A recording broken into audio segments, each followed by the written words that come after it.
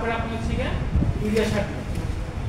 আর জৈব এটা কি আপনার একেবারে ডগায় না, মানে ডগার নিচে আর কি হলুদ ধরনের পোকাটা ছোট ছোট সাইডটা পড়ে যায়। হ্যাঁ, এটা হচ্ছে আপনার মাইক্রো এটা এই কারণে দেখেন আমরা কিন্তু সবকিছু বৃদ্ধি নিয়ে কিন্তু গভর্নমেন্ট কাজ করছে।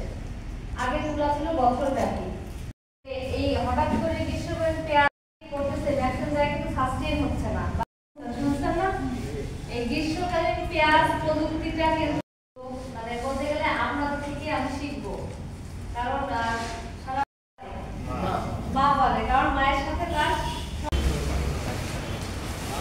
এটা তো এটা এদিকে খুব বেশি একটা আমার মনে হয় না এর হচ্ছে প্রাদুর্ভাব আছে এই রোগটার।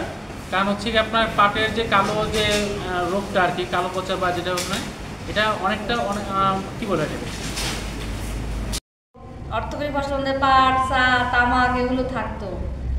তো আজকে মনে করেন এই পাটের উপর ট্রেনিং, যদিও পাটের উপর ট্রেনিং, আমি পাটের উপর কিছু কথা বলবো, তারপরে আমি আরো অন্য কিছু কথা বলবো।